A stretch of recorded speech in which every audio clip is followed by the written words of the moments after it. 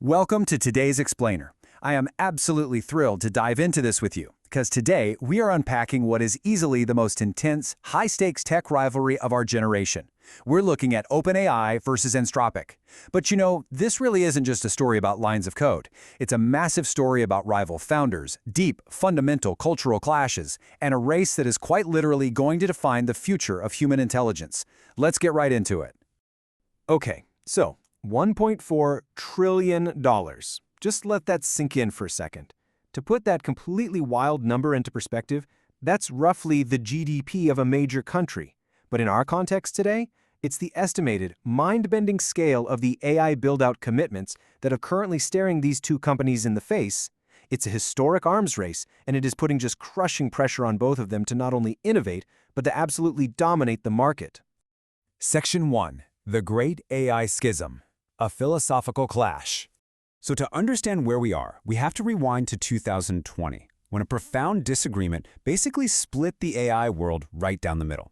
Inside OpenAI, a group of top researchers, led by Dario Amodei, grew incredibly uneasy with CEO Sam Altman's direction. They essentially felt that OpenAI was prioritizing really rapid, flashy commercialization over actual safety. So in this massive fundamental cultural clash, Amodei and a handful of brilliant minds defected. They walked right out the door and founded Anthropic, building it entirely around this idea of constitutional AI, which is basically a philosophy of making models safe, understandable, and heavily guarded right from the start. Now, initially, the tech world completely shrugged at this. As this quote from The New Yorker highlights, Anthropic's earnest, safety-first manifesto sounded noble, sure, but it practically made them the laughingstock of Silicon Valley. The running joke at the time was that Anthropic was building models for people who just wanted their AI to be nice, while OpenAI was for people who actually wanted to conquer the world and get things done. Section 2. Consumer versus enterprise. Two different fronts. Now, what's really interesting here is that while OpenAI was out there capturing literally all the viral consumer attention, Anthropic was quietly executing a total masterstroke. By focusing relentlessly on safety and predictable behavior, they surged in the background to dominate the super lucrative enterprise sector. Just look at this split. Anthropic now captures an estimated 40% of enterprise large language model spend. That leaves OpenAI at 27%. Because, Fortune 500 companies, they don't care about flashy viral benchmarks. They care about AI that is absolutely not going to go rogue with their proprietary data. The contrast in how they operate is just stark. OpenAI is playing a game of absolute scale. We're talking 900 million weekly users and 78% of the chatbot web share. They want to be the default operating layer for your entire life. But Anthropic? They are deeply, deeply embedded in 8 of the Fortune 10 companies. And that highly sticky corporate integration yields them about $211 per monthly user, which completely dwarfs OpenAI's $25 weekly tier. I mean, Anthropic's Claude is quietly writing 4% of all public GitHub commits worldwide right now. It's wild. Section 3. Trillion-dollar capital bubble, fueling the arms race. This dynamic perfectly illustrates a historic and frankly completely unbalanced concentration of wealth. Look at the first quarter of 2026. AI companies literally devoured 81% of all global venture capital. 81%! Sovereign wealth funds have effectively stepped in as the new kingmakers because traditional VC firms simply don't have the cash for $30 billion checks.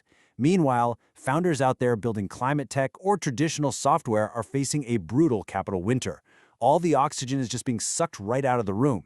And then you look at these valuations. OpenAI sits at a staggering $852 billion, and Anthropic is at $380 billion.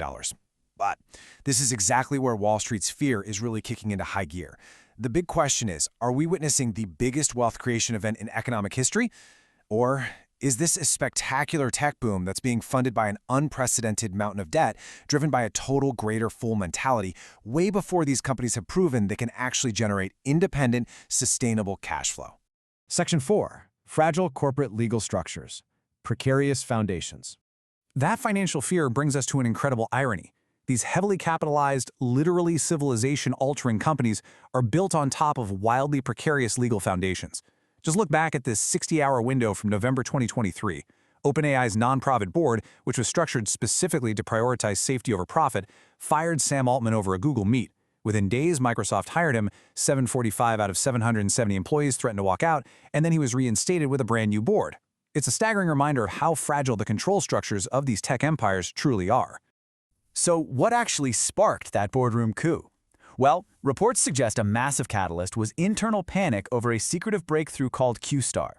This system reportedly demonstrated some serious capabilities in logical and mathematical reasoning.